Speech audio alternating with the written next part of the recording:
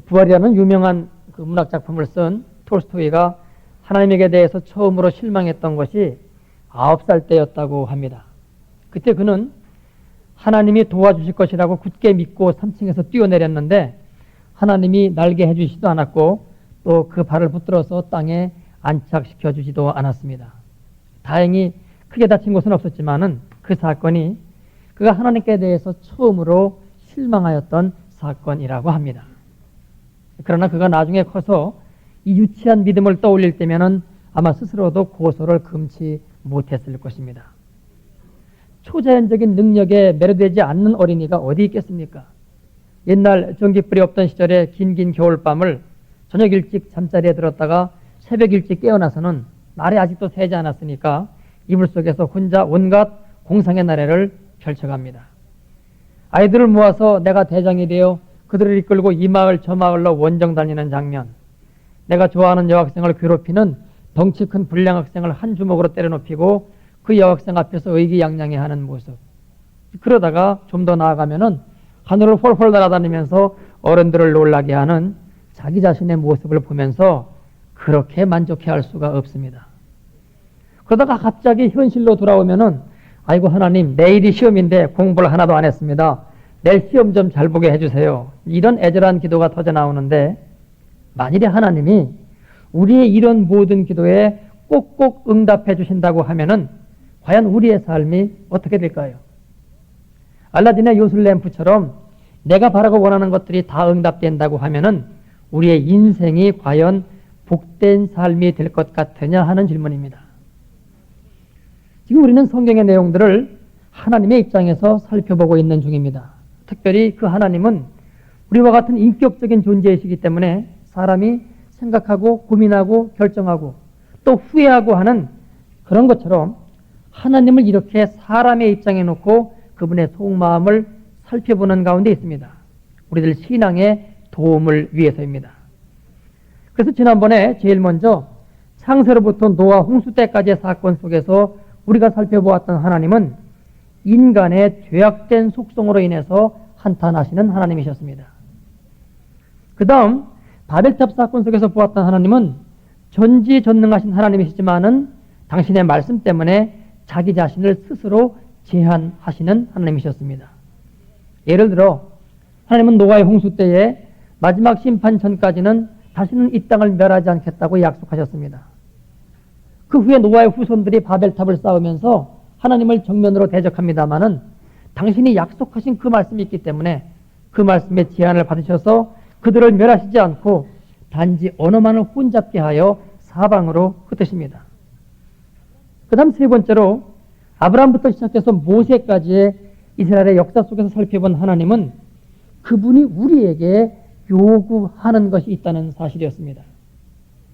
그리고 그 요구는 바로 우리의 자발적인 순종이었습니다.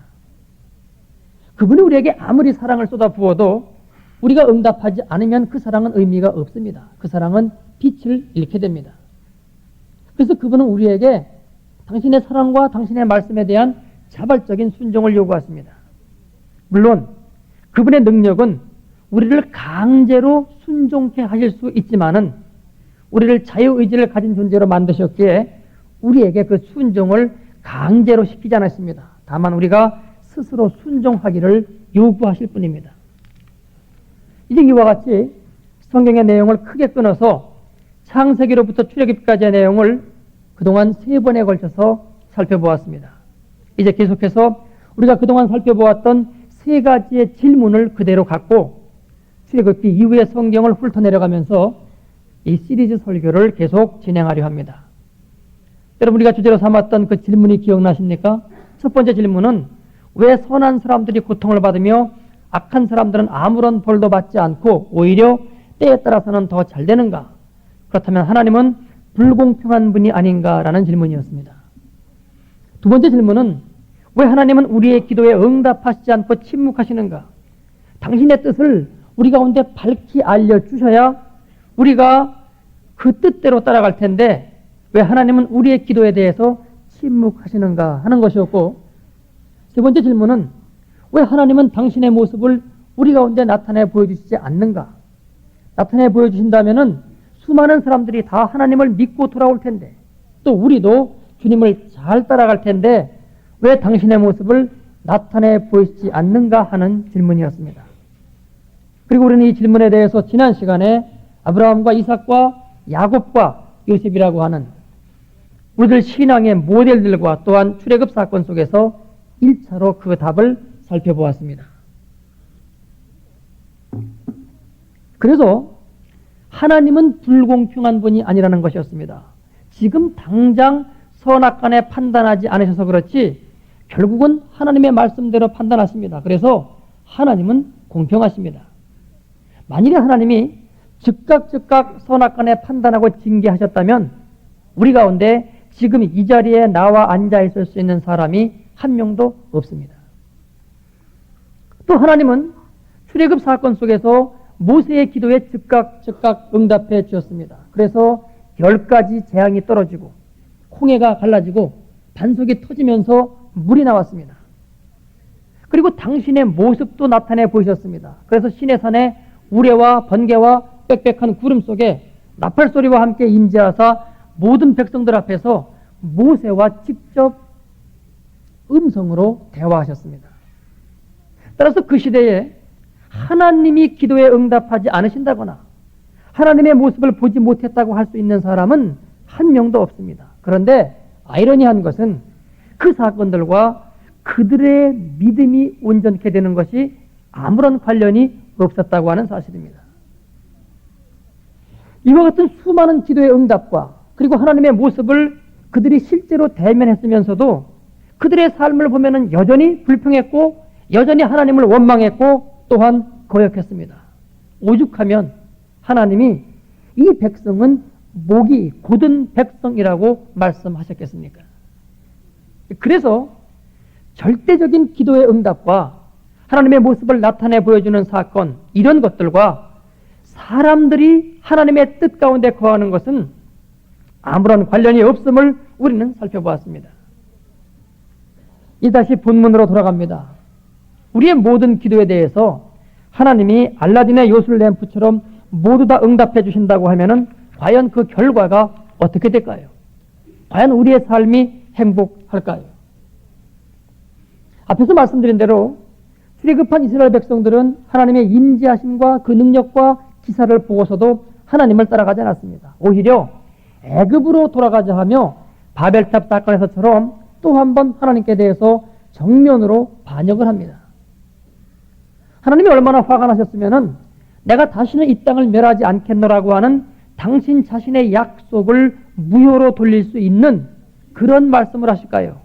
내가 이들을 이 광야에서 멸절시키고 모세 너에게 새로운 민족을 만들어 주겠다. 그러나 하나님의 이 화내심은 인내심이 부족해서가 아니라 당신의 백성들을 향한 자신의 그 사랑, 질투 섞인 그 사랑 때문이었습니다. 결국 40년 광야 생활의 그 끝은 여호수아에 의해서 광야에서 태어난 자들만이 약속의 땅 가나안에 들어갑니다. 그러나 애굽에서 나온 이 반역하는 무리들은 약속의 땅에 들어가지를 못합니다. 그러니 공평하신 하나님이시죠. 결국은 그들의 그 죄악에 대해서 징계하셨기 때문입니다. 가나안 땅에 들어간 이스라엘 민족의 상황은 극히 좋지 않습니다. 군사적으로나 기타 모든 면에서 사실은 자기들보다도 더 강한 가나안 원주민들이 그곳에 있습니다. 그래서 인간적인 판단으로는 승산이 없는 싸움 속에 말려든 겁니다. 그리고 이것은 하나님이 이렇게 만들어 놓으신 것입니다. 내 힘으로 싸울 생각은 아예 하지를 말아라. 이 전쟁은 군사력의 싸움이 아닌 영적인 전쟁이다. 그래서 이 전쟁은 내게 속한 것이니 너는 다만 내 앞에서 거룩함과 순결함을 지켜라. 그리고 나만 의지하라. 그러면 이기게 될 것이다. 이렇게 말씀하고 계신 거죠. 그 결과 믿고 순종한 그 믿음의 분량대로 어느 민족은 쫓아내었고 또 어느 민족은 쫓아내지를 못합니다. 그래서 잠정적인 평화가 깃듭니다. 바로 이것이 사사기입니다. 그리고 사사기의 내용은 우리가 다 아는 대로입니다. 하나님께 순종하면 평화가 깃듭니다. 그 평화가 좀 진행되고 오면은 사람들이 딴 생각이 들어요. 그래서 하나님께 범죄하면은 그때는 다시금 외적들의 침입이 들어오기 시작합니다. 그걸 회개하면은 하나님이 또 그 회개를 받으시고 다시금 평화를 주시는 이 사이클의 반복이 400년 동안 계속해서 이어집니다. 그런데 이 400년 기간 동안 주변 족속들에게 시달림을 당하면서 이스라엘 백성들이 생각하는 것은 그 시달림의 이유가 자기들의 잘못된 것이 이유가 아니라 잘못된 제도 때문이라고 하는 그러한 그릇된 판단을 합니다. 우리가 이처럼 외적에게 시달리는 이유는 저들처럼 왕이 없기 때문이라고 하는 잘못된 판단을 하는 거죠. 그래서 선지자 사무엘을 통해 가지고선 그들이 하나님께 요구합니다. 왕을 달라고. 여러분 이때 하나님의 심정이 어떠셨을까요? 왕이 있습니다. 하나님 당신 자신이 왕이세요. 그리고 그 왕은 이때까지 그들을 옳은 길로 선하게 인도했습니다. 그래서 왕으로서 당신의 백성들을 아주 잘 다스리셨어요. 그런데 당신의 이 백성들이 다른 왕을 달라는 겁니다. 또다시 명백한 반역이죠. 그래서 또다시 멸절당할 수 있는 상황을 인간들 스스로 연출해냅니다. 그러나 하나님은 또 참으십니다. 그래서 이 세상 끝날이 오기 전까지는 다시는 이 땅을 멸절치 아니하시겠다는 당신의 약속을 또다시 지키십니다. 이것이 불가하다고 하는 사무엘의 말에 하나님이 이렇게 말씀하십니다. 백성이 내게 한 말을 다 들어라. 그들이 너를 버리며 아니요 나를 버려 자기들의 왕이 되지 못하게 함이니라. 내가 그들을 애굽에서 인도해낸 날부터 오늘날까지 그들이 모든 행사로 나를 버리고 다른 신들을 섬김같이 내게도 그리하는도다. 하나님은 아셨습니다. 백성들의 이 무모한 요구가 사실은 당신을 버리는 행위이고 그래서 당신을 왕으로 섬기지 아니하려는 의도임을 아셨습니다. 그러나 여러분, 우리의 자녀들이 빗나가기 시작할 때에 그 청을 들어주지 아니하고 야단을 치면 어떻게 되는 겁니까? 더더욱 빗나가기 시작합니다. 그래서 하나님은 그들의 이 청을 들어주십니다. 그래서 이제는 당신의 백성을 향한 그분의 다스림이 당신의 직접적인 통치에서 왕을 통한 간접적인 다스림으로 한 발 물러서시게 됩니다. 인간들 스스로 자신들의 왕 되신 하나님을 버리고 대신 인간으로서의 왕을 택하였기 때문입니다. 그런데 그 인간으로서의 왕들은 과연 어떠했습니까? 첫 번째 왕인 사울 왕은 비유컨대 돌짝밭에 뿌려진 씨앗 같은 사람이었습니다. 성경의 기록에 의하면 이스라엘 자손 중에 그보다 더 준수한 자가 없고 키는 모든 백성보다 어깨 위가 하나 더 큰 장골이어서 모든 백성이 다 만세를 부르며 그를 환영하였지요. 그런데 그는 왕이 된 지 얼마 되지 않아서 하나님께 순종치 않는 모습을 보이면서 하나님의 마음에서 멀어져 갑니다. 흡사 돌짝밭에 뿌려진 씨앗이 말씀을 듣고 그 즉시는 기쁨으로 받지만은 그 속에 뿌리가 없으므로 잠시 견디다가는 종국에는 넘어지고 마는 그런 모습이었습니다. 그 다음으로 세워진 왕이 다윗입니다. 이 다윗에 대해서 성경은 드디어 하나님이 당신의 마음에 합한 사람을 찾아내었다고 기록하고 있습니다. 그런데 그의 삶을 보면은 하나님의 이 판단이 무색합니다. 그는 율법서에 적혀있는 모든 죄를 다 범한 사람입니다. 밧세바와의 사이에서 간음죄를 범했고 이를 숨기기 위해서 그 남편 우리아를 죽이는 살인죄를 저지르는 등 그의 삶의 구석구석에서 하나님의 율법을 범하는 죄악 속에 있습니다. 그럼에도 불구하고 하나님이 다윗을 당신의 마음에 합한 사람이라고 말씀하신 이유는 그가 자기 마음을 다하고 성품을 다하고 뜻을 다하여 하나님을 사랑하였던 이 한 가지 점에 있습니다. 그는 평생 우상을 세우지 아니했습니다. 그리고 자신이 지은 죄에 대해서는 그것이 하나님 앞에 죄악이 말았을 때에 그 즉시 하나님 앞에 나아가서 철저하게 회개했습니다. 즉 죄악을 피하기 위해서 하나님을 떠나거나 우상 앞으로 나아가지 않고 철저하게 하나님만을 대면하여 그 앞에서 그 죄의 사하심을 입었던 사람입니다. 여러분, 우리가 하나님을 떠나는 이유가 어디에 있겠습니까? 그리고 우리가 우상을 섬기는 이유가 어디에 있겠습니까? 죄의 문제를 갖고 그분께 나아가지 않는 겁니다. 그리고 그것을 피하려고 하기 시작할 때 우리는 당기려고 하기 시작하는 것입니다. 그러나 다윗은 그렇게 하지 않았다는 것입니다.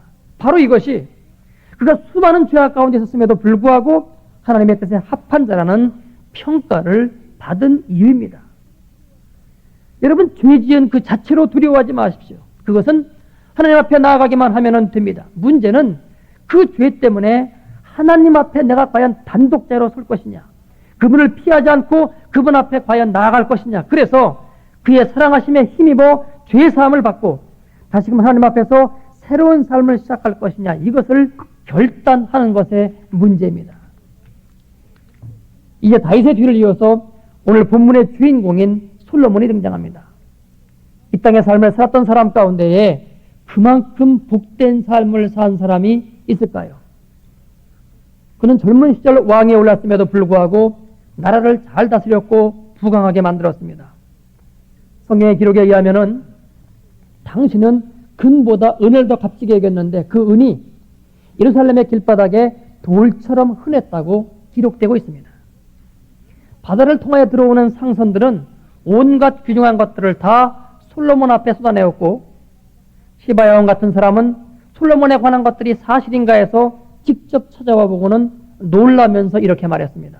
내가 내 나라에서 당신의 행위와 당신의 지혜에 대하여 들은 것이 진실하도다.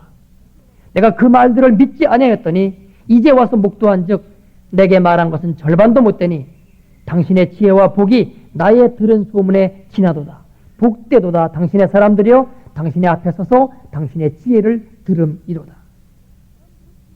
이처럼 사람들이 솔로몬의 지혜에 대하여 탐복하였는데 오늘 본문이 바로 하나님께 이 지혜를 구하는 장면입니다. 솔로몬이 하나님께 1000번제를 드리죠. 그때 하나님이 솔로몬의 꿈에 나타나시어 내가 네게 무엇을 줄고 너는 구하라고 하십니다. 그때 솔로몬이 지혜를 구합니다. 그런데 그것이 하나님의 마음에 맞았다고 되어 있습니다. 그래서 구하지도 않았던 부귀와 영광까지도 함께 해주십니다. 그런데 바로 이것이 그에게 문제를 야기시킵니다. 솔로몬이 부귀와 영광을 하나님으로부터 받은 것은 하나님이 주신 축복입니다. 그런데 그 축복이 잘못 관리되기 시작할 때에 문제가 터져 나옵니다. 이 본문이 적힌 13절과 그 다음 하나님이 주신 경고의 말씀인 14절을 제가 봉독합니다. 내가 또 너의 구하지 아니한 부와 영광도 네게 주노니 내 평생의 열왕 중에 너와 같은 자가 없을 것이다. 내가 만일 내 아비 다윗의 행함같이 내 길로 행하며 내 법도와 명령을 지키면 내가 또 네 날을 길게 하리라. 하나님이 주시는 축복은 하나님의 말씀과 그 규례 안에서 누릴 때에 그때에만 그 축복은 유효합니다. 하나님의 뜻을 벗어날 때에 그 축복은 저주가 되고 맙니다. 여러분, 솔로몬의 초기 다스림 때처럼 이스라엘 나라가 흥왕했던 적이 없습니다. 나라의 기강은 그의 지혜로 말미암아 바르게 세워져 갔습니다. 다윗이 유언하였던 정적들에 대해서도 그 후환을 모두 없이 했습니다.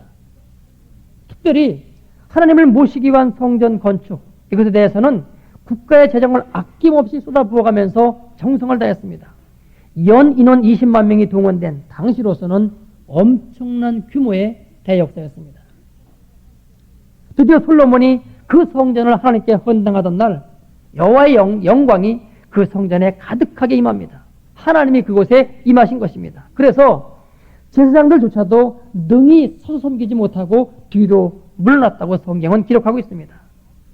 그래서 솔로몬이 너무나 감격해서 하나님께 큰 소리로 기도합니다. 내가 참으로 주를 위하여 계실 전을 건축하였사오니 주께서 영원히 거하실 처소로소이다. 그러다가는 또 감격해서 또 외칩니다. 하나님이 참으로 땅에 거하시리까 하늘과 하늘들의 하늘이라도 주를 용납하지 못하겠거든 하물며 내가 건축한 이 전이오리이다. 후에 하나님이 솔로몬의 이 기도에 응답하십니다. 내가 너의 건축한 이 전을 거룩하게 구별하였은즉 나의 이름을 영영히 이곳에 두며 나의 눈과 나의 마음이 항상 거기 있으리라. 드디어 하나님이 아브라함과 이삭과 야곱에게 약속하셨던 그 모든 언약이 이루어진 것입니다. 약속하신 가나안 땅이 온전히 그들의 것이 되었고, 오늘 본문에서 보았습니다마는 수많은 수를 헤아릴 수 없는 백성들, 그래서 그 후손들이 하늘의 별처럼 바닷가의 모래알처럼 많아졌고, 특별히 하나님이 그들과 함께 하시겠다고 하는 그 약속이 마침내 이루어졌습니다. 여러분, 이때 하나님의 심정이 어떠셨을까요? 뿌듯함과 평안함과 기쁨, 그런 것들로 가득했을 것입니다. 그리고 성전 헌당식에 참석했던 백성들 그 누구도 하나님의 임재를 보지 못한 사람은 또 없었습니다. 그래서 하나님과 인간 사이에 이보다 더 좋은 관계가 있을 수 없는 그야말로 극치의 자리에까지 올라왔음에도 불구하고 과히 오래지 않아서 이방 여인들을 즐겁게 해줄 양으로 솔로몬이 이방 신당을 세우고 우상을 섬겼던 행위를 우리는 어떻게 이해해야 되겠습니까? 지혜의 왕인 솔로몬, 그래서 그가 지은 시가 1000편에 달하고 잠언은 3000여 구를 지은 그 솔로몬이 살아생전에 700명의 정실부인과 300명의 후궁을 거느린 이 일을, 그것도 하나님이 금하신 이방 여인들을 거느린 이 일을 어떻게 이해해야 되겠습니까? 불과 자신의 한 세대가 끝나기도 전에 이스라엘은 그들이 탈출해 나왔던 애굽과 똑같이 되어버립니다. 그래서 사치와 허용으로 들뜬 도시가 되었고 노예들의 노동으로 집행되는 그러한 제국주의적인 시대가 되고 맙니다. 하나님의 주권적인 섭리 역시도 광야에서는 때때로 당신의 강력으로 터져나왔지만은 왕들의 시대에 오면은 왕들을 통해서 개입하시기 때문에 그 힘의 강력과 하나님의 직접적인 간섭을 찾아보기가 어렵게 됩니다. 그래서 종교는 통치자의 명령에 따라 움직이는 하나의 관료주의적인 체제로 변해버렸고 하나님은 그저 성전을 중심으로 해서 임재해 계신 정도로만 간주되어서 백성들이 1년에 3번 순례하는 정도로 자리매김하는 그런 제도로 바뀌어지기를 시작합니다. 솔로몬은 강대한 나라를 만들었지만은 그러나 하나님이 본래 그들을 불러 세우셨던 하나님이 왕 되시는 나라의 개념은 이제 그곳에서 떠났습니다. 그래서는 외형으로는 강대국이 되었지만은 내적으로는 하나님의 본래 의도를 떠났음으로 인해서 이제 곧 2개의 나라로 갈려지게 됩니다. 여러분, 지금 우리는 하나님께 무엇을 구하고 있습니까? 내 뜻대로의 기도가 이루어지지 않고 있는 것을 감사하십시오. 솔로몬은 자기가 구하지 않은 부귀와 영광을 받고도 그것을 올바르게 관리하지 못해서 결국은 패망의 길로 갔습니다. 그런데 만약 우리가 그런 것들을 구하여서 하나님이 응답하셨다고 하면은 도대체 우리에게는 어떤 일이 벌어졌겠습니까? 사울 왕과 다윗 왕과 솔로몬 왕을 통하여서 하나님은 우리에게 말씀하십니다. 네가 구하는 것이 결코 네게 유익이 되지 않는다. 네가 원하는 것을 구하지 말고 내가 원하는 것을 구하여라. 그것은 나의 나라와 나의 의다. 내 나라가 내 가운데 인재할 때 그것은 이 땅에 그 무엇과도 바꿀 수 없는 것임을 너는 스스로 알게 될 것이다. 이렇게 말씀하고 계십니다.